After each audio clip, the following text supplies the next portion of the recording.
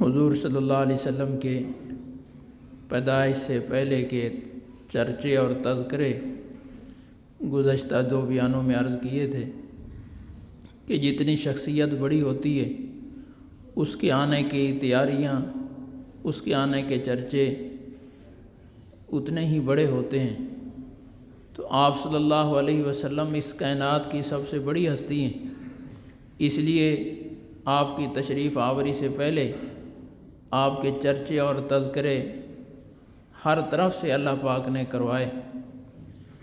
حضور صلی اللہ علیہ وسلم کو نبوت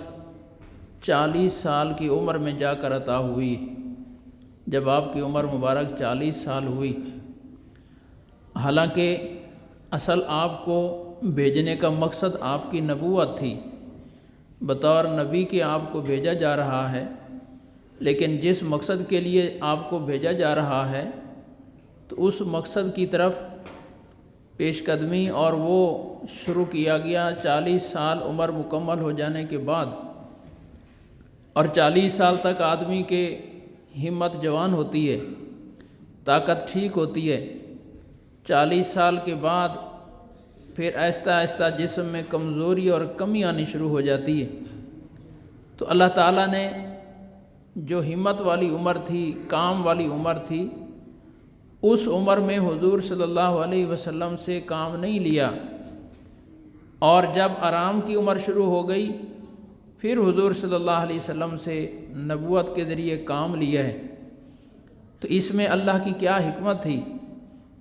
کہ یہ 40 سال کی یہ بہترین عمر اور کارکردگی والی عمر یہ بظاہر فارغ گزر گئی، لیکن حقیقت میں یہ 40 سالہ زندگی فارغ نہیں ہوئی، بلکہ یہ بنیاد تھی اگلی نبوت والی زندگی کی، اور عمارت اتنی ہی اونچی جا سکتی ہے جتنی اس کی بنیادیں مضبوط۔ تو ان 40 سالہ دور میں جو نبوت سے پہلے گزرا، اس لیے کہ نبوت ملنے کے بعد آپ صلی اللہ علیہ وسلم بہت عالی اخلاق، عالی کردار، زبان کے ذریعے سے بھی اپنے عمل کے ذریعے سے بھی پیش فرما رہے ہیں امت کو،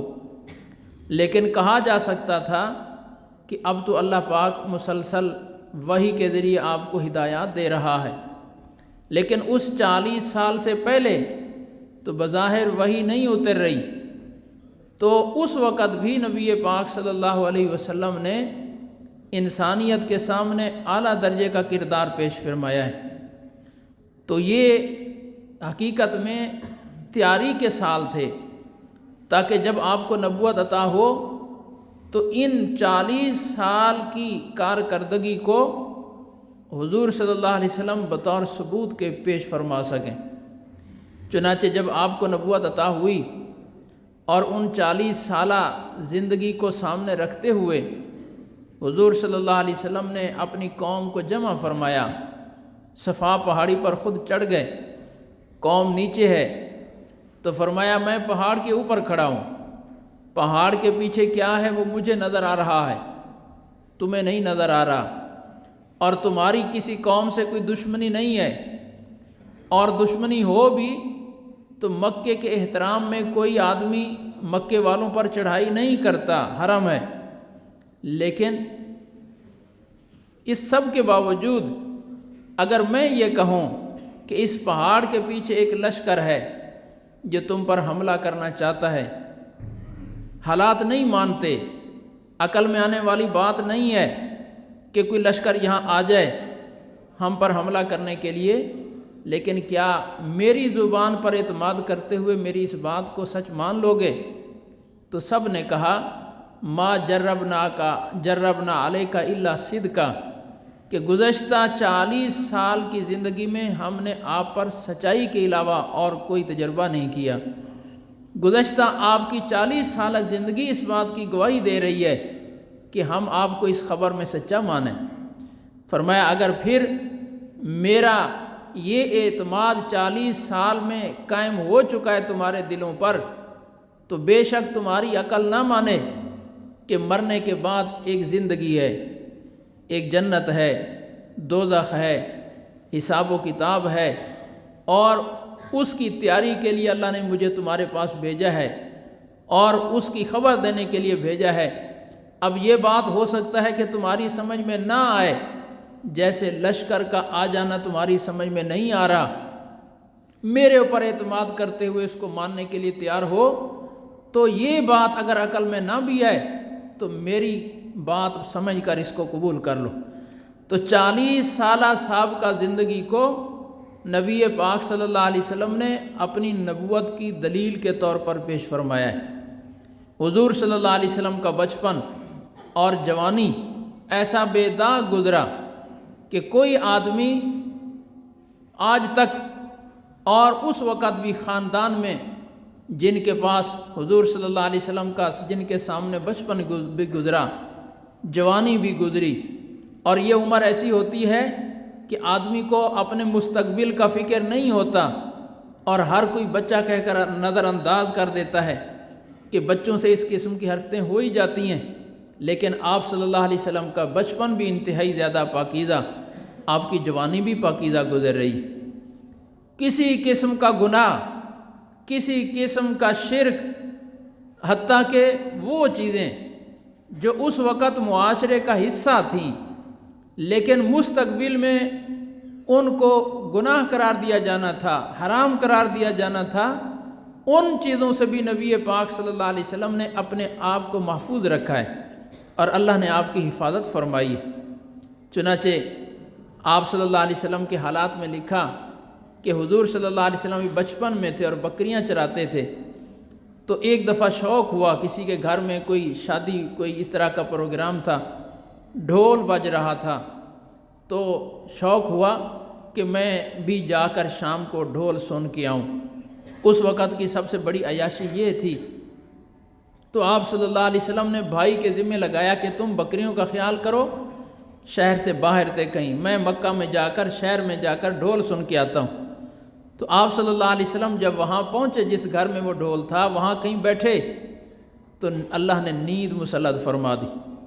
اور ایسی گہری نیند آئی کہ صبح کو سورج نے آنکھ کھلائی، ساری رات کیا ہوا کچھ پتہ نہیں ہے۔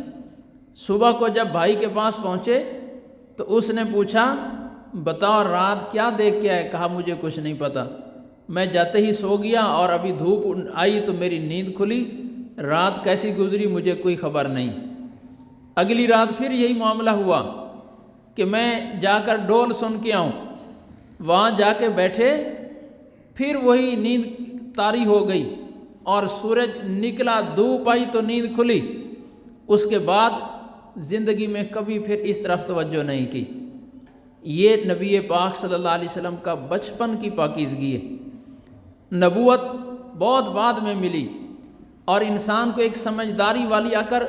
وہ جو عمر ہوتی ہے وہ بعد میں آتی ہے۔ بچپن جس کا اتنا پاکیزہ اور اللہ کی پناہ میں اور حفاظت میں ہے کہ اللہ پاک قدم قدم پر ان کی حفاظت فرما رہے ہیں کہ ان کی زندگی کو اللہ نے بطور دلیل کے پیش کرنا ہے مخلوق کے سامنے کہ 40 سال تک انہوں نے تمہارے سامنے زندگی گزاری ہے، کسی قسم کا کوئی جھول ان کی زندگی میں تمہیں نظر نہیں آتا، تو یکدم یہ اللہ پر جھوٹ کیسے بول سکتے ہیں؟ یہ نبی پاک صلی اللہ علیہ وسلم کا، اب اس وقت ڈھول معاشرے میں کوئی معیوب نہیں تھا، شریعت ابھی آئی نہیں تھی، دین ابھی آیا نہیں تھا، لیکن آگے چل کر جو شریعت اور جو دین اس نبی کو عطا ہونا تھا، اس شریعت کے اندر اس نے اس چیز کو حرام قرار دیا جانا تھا، تو اللہ نے اپنے نبی صلی اللہ علیہ وسلم کو اس چیز سے جو بعد میں حرام ہونے والی تھی بچپن میں بھی محفوظ رکھا ہے، تاکہ کل کو جب یہ نبی اپنی امت کو اس گناہ سے منع کریں تو کوئی آدمی آپ کو اس بچپن کے واقعے کا تانا نہ دے سکے کہ اب تک تو آپ یہ خود گناہ کرتے رہیں اور آج ہمیں اس گناہ سے روک رہے ہیں۔ یہ نبی صلی اللہ علیہ وسلم کی پاکیزگی ہے، اور اس سے حضور صلی اللہ علیہ وسلم کی پاکیزگی بھی اور اللہ کی ناپسندیدگی ان اعمال سے ظاہر ہے کہ اللہ ان اعمال سے کتنا متنفر ہے کہ اپنے پاکیزہ نبی صلی اللہ علیہ وسلم کو بچپن میں بھی ان کرداروں سے اور ان اعمال سے پاک رکھنا چاہتا ہے۔ آج کے مسلمان کی موسیقی روح کی غذا معاذ اللہ بن گئی ہے کہ یہ روح کی غذا ہے، اور جب مسلمان پریشان ہوتا ہے موسیقی کھول کر اور ڈھول کی آواز سن کر، گانوں باجوں کی آواز سن کر اپنے روح کو بہلاتا ہے، وہ روح نہیں بہل رہی، وہ شیطانی نفس بہل رہا ہے۔ روح پریشان ہوتی ہے، روح پاکیزہ چیز ہے اور وہ پاکیزگی سے ہی بہلتی ہے، اور اس کی خوشی اللہ کے قرآن کی تلاوت سے ہے، نماز سے ہے، ذکر سے ہے۔ نبی پاک صلی اللہ علیہ وسلم بھی لوگوں کے صدمات کی وجہ سے، باتیں سننے کی وجہ سے، تانے سننے کی وجہ سے اور ظلم سہنے کی وجہ سے کبھی کبھی پریشان ہو جاتے تھے، تو اللہ تعالیٰ نے اس پریشانی کے لیے حضور صلی اللہ علیہ وسلم کو کبھی انبیاء کے قصے بیان کیے ہیں قرآن پاک میں، تاکہ مقدس ہستیوں کے قصے سن کر آپ کو حوصلہ اور تسلی ہو جائے گی۔ اور کبھی حضور صلی اللہ علیہ وسلم نماز میں مشغول ہو جاتے تھے، فرمایا قرۃ عینی فی الصلاۃ، میری آنکھوں کی ٹھنڈک نماز ہے۔ جو صدمات تبلیغ کرتے کرتے لوگوں کی طرف سے مجھے پہنچتے ہیں اور دل دکھتا ہے، تو اس صدمے کا ازالہ کرنے کے لیے میں نماز پڑھ لیتا ہوں تاکہ وہ صدمات دھل جاتے ہیں۔ تو روح کی غذا نماز ہے، تلاوت قرآن پاک ہے، اللہ کی یاد اور ذکر ہے، درود پاک ہے، صالحین کے قصے ہیں۔ اس سے روح کی غذا ہوتی ہے اور روح کو خوشی ہوتی ہے۔ موسیقی سے شیطانی نفس کو خوشی ہوتی ہے۔ جو انسان کے اندر ایک شیطانی نفس رکھا گیا ہے، جس کی غذا ہی گناہ اور معصیت ہے، وہ خوش ہوتا ہے اس موسیقی سے، اور انسان نے اس کو روح کی غذا قرار دے دیا۔ نبی پاک صلی اللہ علیہ وسلم اس سے خوش نہیں ہوتے۔ حضرت عبداللہ ابن عمر رضی اللہ تعالیٰ عنہ اپنے کی شاگرد کے ساتھ کہیں جا رہے ہیں، بازار سے گزرتے ہوئے تو کسی طرف سے کوئی ڈھول گانے کی آواز آ رہی تھی، تو انہوں نے انگلیاں کانوں میں دے کر کان بند کر دیے۔ کافی دور تک آگے جب چلے گئے تو ساتھ والے سے پوچھا کہ اب تک وہ آواز آ رہی ہے یا آنی بند ہو گئی ہے؟ تو انہوں نے بتایا کہ وہ آواز آنی بند ہو گئی ہے۔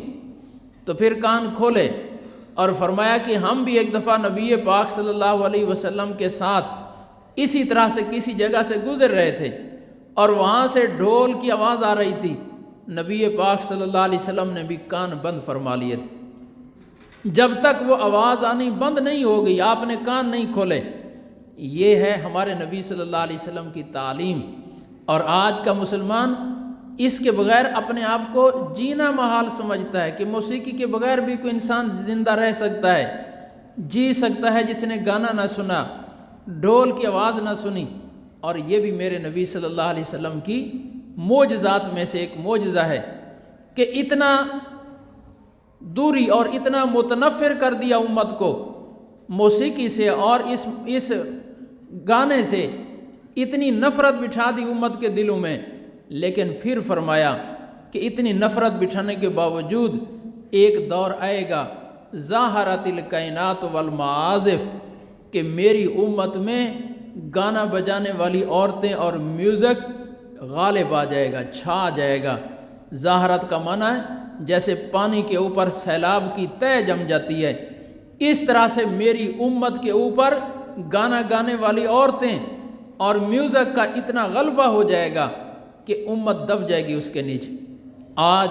حضور صلی اللہ علیہ وسلم کا یہ پیشین گوئی والا معجزہ امت کا ہر فرد اپنی آنکھوں سے دیکھ رہا ہے، اپنی آنکھوں سے دیکھ رہا ہے۔ گھر گھر میں گانے والی ہوں گی، بڑے نیک لوگ ہیں، صالحین ہیں، وہ تو گانے والی عورتوں کو نام سننا بھی گوارا نہیں کرتے، ان کے گھروں میں کیسے چلا جائے گا؟ لیکن پہلے ٹی وی آیا اور اب ٹی وی سے بھی آگے موبائل نے، اب گھر گھر کے بجائے جیب جیب کے اندر ہے گانا گانے والی عورتیں۔ اور امت کے ہیرو اس وقت دو ہی طبقے ہیں، یا یہ گانا گانے والے لوگ یا کھلاڑی لوگ، یہی ساری امت کے، پوری امت کے ہیرو یہ دو ہی طبقات۔ کدھر چل پڑی امت؟ کہاں لگ رہی ہیں ان کی صلاحیتیں؟ اور کتنی پستی میں چلی گئی امت، ان کی سوچ کتنی گھٹیا ہو گئی۔ میراثی، گویے، جو چند سالوں تک ایک گھٹیا قوم، معاشرے کی گندی ترین قوم، معاشرے کی گری ترین قوم تھی، آج وہ معاشرے کی ہیرو بن گئی ہے۔ لوگ اپنے بچوں کے نام ان کے نام پر رکھ کر فخر محسوس کرتے ہیں کہ میں نے اپنے بچے کا نام فلاں کھلاڑی کے نام پر رکھا ہے، میں نے اپنے بچے کا نام فلاں گلوکار کے نام پر رکھا ہے۔ یہ ذہنی پستی کی علامت، اور ذہنی پستی کی یہ آخری حد ہے کہ اس سے زیادہ کسی کو ذہنی پستی کی کوئی مثال نہیں پیش کر سکتا امت جتنی ذہنی پستی میں گر چکی ہے۔ ورنہ امت کے اندر علمی کمال والے، عملی کمال والے، صلاحیتوں والے لوگوں کی کوئی کمی نہیں ہے۔ اللہ نے اس امت کو کیسے کیسے ہیرے عطا فرمائے، علم کے اعتبار سے، عمل کے اعتبار سے، جنہوں نے پوری دنیا پر اسلام کی حقانیت کے جھنڈے گاڑے ہیں اور پوری دنیا ان کے قدموں میں زیر نگیں ہوئی ہے۔ اللہ نے ایسے ایسے ہیرو اس امت کو عطا فرمائے، لیکن آج امت ان سے بے خبر ہے، ان کے حالات کا ان کو پتہ نہیں ہے۔ لیکن گانا گانے والی عورتوں کے نام ان سب کو یاد، ان مردوں کے نام سب کو یاد ہے۔ تو یہ نبی پاک صلی اللہ علیہ وسلم کی پیشین گوئی ہے کہ میری امت پر یہ زوال آئے گا کہ گانے گانے والی عورتیں اور گانا گانے والے مرد اور میوزک یہ عام ہو جائے گا، غالب آ جائے گا، چھا جائے گا، اس کی چھاپ کے نیچے میری امت گویا غائب ہو جائے گی۔ یہ امت کی آخری درجے کی زوال اور پستی کی علامت ہوگی، گھٹیا سوچ کی علامت ہوگی، گھٹیا پن کی علامت ہوگی۔ تو خیر یہ نبی پاک صلی اللہ علیہ وسلم کا پاکیزہ بچپن گزر رہا ہے، کعبۃ اللہ کی تعمیر ہو رہی ہے، آپ صلی اللہ علیہ وسلم اب تقریباً بالغ ہونے کی عمر کو ہیں یا بالغ ہو چکے ہیں، اور اس وقت مردوں کا دوسروں کے سامنے ننگا ہو جانا کوئی معیوب بات نہیں تھی، سب کے سامنے سر عام وہ ننگے ہو کر طواف کرتے تھے، اور دلیل یہ دیتے تھے کہ یہ کپڑے گناہ والے ہیں، اس لیے گناہ والے کپڑوں میں طواف نہیں کرنا چاہیے۔ ننگے ہو کر طواف کر رہے ہیں، مرد بھی گھوم رہے ہیں، عورتیں بھی گھوم رہی ہیں، اور کوئی معیوب نہیں ہے، سمجھدار بڑے لوگ، اور جو چیز معاشرے کا حصہ بن جائے وہ معیوب نہیں لگتی۔ تو مردوں کا اس طرح سے ننگے ہو کر سب کے سامنے پیشاب بیٹھ جانا، ننگے ہو کر پھرنا، یہ کوئی معیوب نہیں ہے۔ کعبۃ اللہ کی تعمیر ہو رہی ہے، پتھر اٹھا اٹھا کے لے آ رہے ہیں، آپ صلی اللہ علیہ وسلم بھی پتھر اٹھا کے ایک لے آ رہے ہیں۔ حضور صلی اللہ علیہ وسلم کے مربی اور چچا حضرت ابو طالب، انہوں نے دیکھا کہ میرا بھتیجا وزنی پتھر کندھے پر اٹھا کے لے آ رہا ہے، اور کپڑا بھی کوئی نہیں ہے، صرف ایک دھوتی تھی جو آپ نے باندھی ہوئی تھی، قمیص بھی نہیں ہے، پتھر کے نیچے مونڈے پر رکھنے کے لیے کوئی رومال کپڑا بھی نہیں ہے۔ تو انہوں نے حکماً 2-3 دفعہ بڑی سختی کے ساتھ حضور صلی اللہ علیہ وسلم کو حکم دیا کہ یہ جو دھوتی باندھی ہوئی ہے یہ اتار کر کندھے پر رکھ لو تاکہ تمہارا کندھا زخمی نہ ہو جائے، پتھر وزنی ہے۔ تو پہلے تو نہیں مانے، لیکن جب انہوں نے زور دیا تو آپ صلی اللہ علیہ وسلم نے وہ چادر اتاری اور کندھے پر رکھی، جو ہی کندھے پر رکھی فوراً بے ہوش ہو گئے۔ آپ صلی اللہ علیہ وسلم کو اٹھایا گیا، آپ کا سطر چھپایا تو آپ کو ہوش آیا۔ پوچھا چچا جی نے کہ کیا ہوا؟ کہا جو ہی میں نے سطر کھولا ایک سفید ریش بزرگ میرے سامنے ظاہر ہوئے اور فوراً مجھے خبردار کیا کہ اپنا سطر چھپاؤ۔ بس ان کو دیکھتے ہی پھر میں بے ہوش ہو گیا، مجھے نہیں پتا کہ میرے ساتھ کیا ہوا ہے۔ یہ نبی پاک صلی اللہ علیہ وسلم کی نبوت سے پہلے کی پاکیزہ زندگی ہے۔ آج مسلمان کو پتہ ہے کہ سطر کا ظاہر کرنا حرام ہے، لیکن کافروں کی، جیسے میں نے عرض کیا، ذہنی پستی یہاں تک چلی گئی کہ مسلمان مرد بھی، مسلمان عورت بھی ننگے ہو رہے ہیں،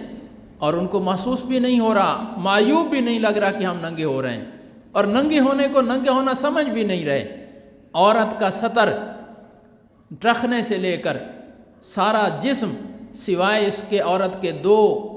پاؤں کے، پاؤں سے مراد قدمین، ٹخنے سے نیچے نیچے، اور یہ 2 ہتھیلیاں اور چہرہ، بس اتنا حصہ عورت کا سطر سے باہر ہے، باقی پورا وجود اس کا سطر ہے۔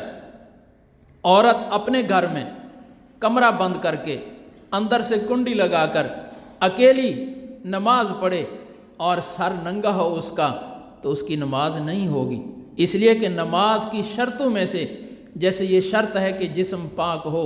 منہ قبلہ کی طرف ہو، تو اسی طرح سے یہ بھی شرط ہو کہ سطر چھپا ہوا ہو۔ تو اس عورت نے ستر ظاہر کیا ہوا ہے، اس کا سر ننگا ہے، سر سارا نہیں ننگا، کچھ بال ننگے ہیں تو بھی اس کی نماز نہیں ہوگی، کیونکہ اس کے بال بھی ستر کا حصہ ہیں، اس کا سر بھی ستر کا حصہ ہے، اس کی پنڈلی کھلی ہوئی ہے، نماز نہیں ہوگی، چاہے کمرے کے اندر بند کھڑی ہے، وہاں کوئی آنے والا مرد نہیں ہے، لیکن ستر کا چھپانا نماز کے لیے فرض ہے۔ تو جب گھر کے اندر کھڑے ہو کر نماز کی حالت میں اس کو سر اور پنڈلی ننگی کرنے کی اجازت نہیں ہے، یہ باہر بازار میں آ کر سر ننگا کر کے پھرے تو اس سے عورت کی اس سے زیادہ بے پردگی اور ستر کھلنے کی اور ننگا ہونے کی اور کون سی مثال دی جا سکتی کہ یہ عورت ننگی ہے، رسول اللہ صلی اللہ علیہ وسلم کی شریعت کی روح سے ننگی پھر رہی ہے۔ حدیث پاک میں آتا ہے ربا کاسیۃ فی الدنیا عاریۃ فی الآخرہ، قیامت میں کتنی عورتیں میدان معاشر میں کھڑی ہوں گی، جب وہ اپنا نامہ اعمال کھولیں گی سامنے ملے گا تو اس نامہ اعمال میں لکھا ہوگا کہ یہ ساری زندگی ننگی پھرتی رہیں، مکر جائیں گی، حیران ہو جائیں گی، پریشان ہو جائیں گی کہ اتنا بڑا جھوٹ ہمارے طرف منسوب کیا گیا ہے کہ ساری زندگی ننگی پھرتی رہی، میں تو ایک دن بھی ننگی نہیں پھری، میں نے تو ہمیشہ لباس پہن کے باہر نکلی ہوں، یا اللہ آپ کے فرشتے غلط بیانی نہیں لکھتے، تو میری طرف یہ بات کیسے منسوب کر دی گئی؟ تو اللہ پاک فرمائیں گے کہ تو نے وہ لباس جس کو لباس سمجھ کے پہنا ہوا تھا وہ تیرا ستر نہیں چھپا رہا تھا، اس لیے تو مسلسل ننگی پھرتے رہی ہے، اور تیرے نامہ اعمال میں ایک دن نہیں، ایک سال نہیں، پوری زندگی ننگا پھرنے کا گناہ لکھا ہوا ہے کہ تیرا لباس ایسا تھا جس سے تیرا ستر نہیں چھپا، تیرے بال باہر نکل کے ظاہر ہوتے رہے، جب گھر میں اگر بال کھل جائیں تو تیری نماز نہیں ہوتی، بازار میں جا کر بال کھولنے کی اجازت کیسے مل جائے گی؟ گھر کے بند کمرے میں اندھیرے کمرے میں کھڑے ہو کر پنڈلی کھل جائے تو تیری نماز ٹوٹ جاتی ہے کہ تو ننگی ہو گئی ہے، تو پنڈلی کھولنے کی بازار میں اجازت کیسے ہو جائے گی؟ تیرے بازو اگر گھر کے اندر نماز پڑھتے ہوئے کھل جائیں، غلطی سے بھی کھل جائیں، تیری نماز ٹوٹ جائے گی کہ تو ننگی ہو گئی ہے۔ تو جب بازو گھر میں نہیں کھول سکتی نماز کی حالت میں تو بازار میں جا کر بازو کھولنے سے کیسے اجازت ہوگی اور ننگی کیوں نہیں شمار ہوگی؟ تو کتنی عورتیں ایسی ہوں گی کہ میدان معاشر میں جب کھڑی ہوں گی تو ان کے نامہ اعمال میں یہ بات لکھی ہوگی کہ یہ ننگی پھرتی رہی ہے۔ تو رسول اللہ صلی اللہ علیہ وسلم ستر نہیں کھول رہے، نبوت سے پہلے بھی ستر نہیں کھول رہے، مردوں کو کافروں نے ایسا لباس دے دیا، ہر آئے دن یہ اوپر والی قمیص چھوٹی ہوتی جا رہی ہے، نیچے والی شلوار نیچے کو چھوٹی ہوتی جا رہی ہے، اب قمیص اور شلوار کا آپس میں ٹکراؤ بہت معمولی رہ گیا ہے، پینٹ پتلون کا، اور بڑی مشکل سے کھینچ کر تھوڑا سا وہ اس کو اوپر کرتا ہے، قمیص کو نیچے کھینچتا ہے، قمیص کو اوپر کھینچتا ہے، لیکن جو ہی رکوع میں جاتا ہے، سجدے میں جاتا ہے، اس کا ستر کھل جاتا ہے، قمیص اوپر رہ جاتی ہے، شلوار نیچے ہو جاتی ہے اور وہ ننگا ہو جاتا ہے۔ میں ایک دن مکہ مکرمہ سے مدینہ منورہ سفر کر رہے تھے تو راستے میں ایک مسجد آئی، نماز ہوئی وہاں ظہر کی عصر کی غالباً، اس مسجد میں جیسے نماز کے مسائل کے کچھ چارٹ بنا کے لگائے ہوتے ہیں، تو وہاں مسجد میں کسی نے چارٹ بنا کے لگایا ہوا تھا حرمین تو وہاں راستے میں کسی ہوٹل پر، اور اس میں ایسے ہی پینٹ پتلون والے ایک نمازی کو وہ دکھایا گیا، اس کی تصویر بنا کر، وہ سجدے میں پڑا ہے اور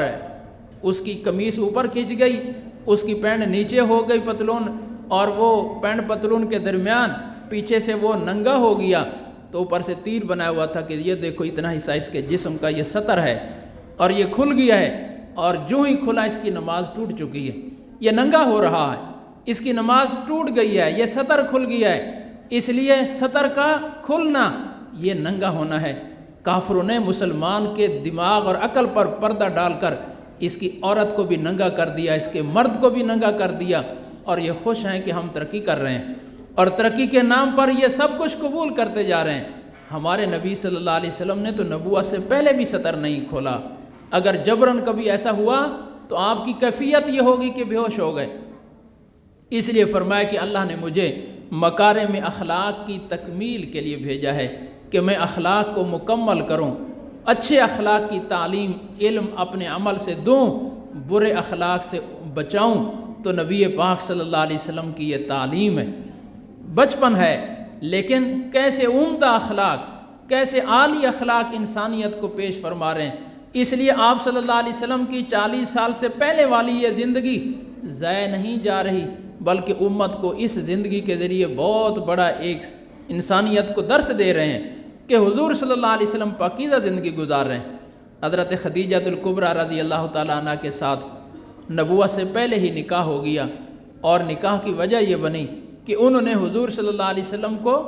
اپنے مال پر تجارت کے لیے ملک شام بھیجا، اور حضرت خدیجہ چونکہ خاتون تھی، مالدار تھیں، اور کسی نہ کسی مرد کے ساتھ شراکت کر کے اس کو بھیج دیتی تھیں تجارت کے لیے، تو اس دفعہ رسول اللہ صلی اللہ علیہ وسلم کو بھیجا، اپنا غلام میسرہ بھی ساتھ کر دیا۔ جب واپس آئے تو ایک تو اس دفعہ نفع زیادہ آیا آپ صلی اللہ علیہ وسلم کی تجارت سے، اور دوسرا انہوں نے حضور صلی اللہ علیہ وسلم کے سفر کی جو کارگزاری سنائی، اس سے معلوم ہوا کہ یہ کوئی عام معمولی انسان نہیں ہے، ان کی شان کچھ اور ہے۔ کبھی اوپر بادل آ کے سایہ کر رہے ہیں، کبھی درخت سجدے کر رہے ہیں، کبھی راہب نے بڑی بڑی بشارتیں سنائیں، تو حضرت خدیجہ بڑی متاثر ہوئیں، اور ان کے 2 جگہ سے پہلے بیوہ ہو چکی تھیں، تو حضور صلی اللہ علیہ وسلم کو پیغام نکاح بھیجا کہ میں حضور صلی اللہ علیہ وسلم سے نکاح کرنا چاہتی۔ حضرت ابو طالب نے حضور صلی اللہ علیہ وسلم کو آمادہ فرما لیا کہ اگر آپ تیار ہیں تو ٹھیک ہے، آپ بھی ان سے نکاح کر لیں۔ چنانچہ حضور صلی اللہ علیہ وسلم کا نکاح ہوا حضرت خدیجہ الکبریٰ رضی اللہ تعالی عنہ کے ساتھ۔ یتیم ہیں، والد بھی فوت ہو چکے ہیں، والدہ بھی فوت ہو چکی ہیں، بظاہر کو مستقل روزگار بھی نہیں ہے، لیکن 20 اونٹ مہر مقرر ہوئے۔ 10 اونٹ اس وقت دیت تھی، یعنی کوئی انسان غلطی سے اگر کسی کو قتل کر دے تو اس کی دیت اس وقت کے رواج میں 10 اونٹ تھی، تو 20 اونٹ کتنی بڑی مالیت ہے، کتنی بڑی قیمت ہے کہ آپ صلی اللہ علیہ وسلم کا یہ مہر مقرر ہوا 20 اونٹ ایک روایت کے مطابق، اور حضرت ابو طالب نے نکاح پڑھایا، خطبہ پڑھایا اور نکاح ہو گیا۔ اس سے میں عرض یہ کرنا چاہتا ہوں کہ شادی میں شریعت نے جو خرچے ہیں وہ 2 ہی رکھے ہیں، یا حق مہر کا خرچہ ہے یا ولیمے کا خرچہ ہے، کہ نبی پاک صلی اللہ علیہ وسلم کے پاس بظاہر وسائل کی قلت ہے، لیکن اس کے باوجود مہر کتنا بھاری مقرر فرمایا کہ 20 اونٹ مہر مقرر کر دیے۔ اور آج ہمارا حال یہ ہے کہ پٹاخے میں 40-50 ہزار کے پٹاخے اڑا دیے، اور 40-50 ہزار ان باجوں والوں کو دے دیا، اور جب مہر رکھنے کا وقت آتا ہے تو پوچھتے ہیں مولوی صاحب کم از کم کتنا ہو جاتا ہے؟ 2500 میں کام چل جاتا ہے، 2500 مہر رکھ لیں۔ اس شریعت کا اصل خرچہ تو مہر ہی ہے۔ یہ پٹاخے چھوڑنا یہ کوئی شادی کا حصہ نہیں ہے، یہ تو گناہ ہے۔ گناہ پر جب خرچ کرنے کا وقت آتا ہے تو آنکھیں بند کر کے خرچ کر دیتے ہیں، اور جہاں اصل خرچہ شروع ہوتا ہے تو وہاں کنجوسی شروع ہو جاتی ہے۔ یہ شیطان کی تعلیم ہے۔ شادی کے بنیادی خرچے جو دین کے اندر ہیں وہ صرف 2 ہی ہیں، ایک عورت کے لیے حق مہر رکھنا اور دوسرا ولیمہ کرنا، مہندی کی رسمیں، برات کی رسمیں، یہ سب ہماری طرف سے اپنی طرف سے مقرر ہیں، اور ہم نے یہ خرچے اپنے اوپر اتنا مسلط کر لیے کہ اب جس کی 2-4 بچیاں ہو گئیں وہ بیچارہ پریشان ہے کہ 3 بچیاں ہیں، 4 بچیاں ہیں، اب ان بچیوں کے خاطر میں یہ اتنے خرچے کیسے کروں گا، یہ شادیاں کیسے کروں گا؟ تنگ ہو رہا ہے، قرضے لے رہا ہے، باپ کی نیند اڑ گئی ہے، نہ شادی سے پہلے سکون کی نیند ہے نہ شادی کے بعد، اس لیے کہ قرضے اتنے ہو گئے۔ اور خرچے کیا ہوئے؟ سب فضول خرچے ہوئے، فضول بھی نہیں بلکہ گناہ کے خرچے ہوئے، معصیت کے خرچے ہوئے، اس لیے کہ کل کو اس کا حساب دینا ہے کہ یہ جو پٹاخوں پر اتنا خرچ ہو گئے تو یہ کہاں خرچ ہوئے، کس مصرف میں خرچ ہوئے؟ گانا بجانے والوں کو اتنے 1000 دے دیے، یہ خرچ ہوئے تو یہ کہاں خرچ ہو گئے، کس مصرف میں خرچ ہوئے؟ اور اس قسم کے فضول خرچے کتنے خرچے ہو گئے، یہ کہاں خرچ ہوئے؟ اللہ کو بھی اس کا حساب دینا ہے، وہاں بھی مجرم قرار دیے جائیں گے، اور دنیا میں بھی تنگ ہو رہے ہیں۔ اس لیے نبی پاک صلی اللہ علیہ وسلم نے ہمارے لیے شریعت کو آسان بنایا ہے، زندگی کو آسان بنایا ہے، بس جو بنیادی خرچے ہیں وہ 2 ہی ہیں، یہ خرچے کریں اور اللہ کے نبی صلی اللہ علیہ وسلم کو راضی کریں، یہاں کی پریشانی سے بھی بچ جائیں گے اور اللہ بھی راضی ہو جائے گا، اور انسان کو پریشان بھی نہیں ہونا پڑے گا کہ میرے اتنے بچے اور بچیاں تو میں شادی کہاں سے کروں۔ اس لیے نبی پاک صلی اللہ علیہ وسلم نے فرمایا اللہ نے مجھے اعلیٰ تعلیم کی اخلاق کے لیے اعلیٰ اخلاق کی تعلیم کے لیے اللہ نے مجھے بھیجا ہے تاکہ میں ان اخلاق کو مکمل کروں۔ اللہ پاک بات سمجھنے کی عمل کی توفیق عطا فرمائے۔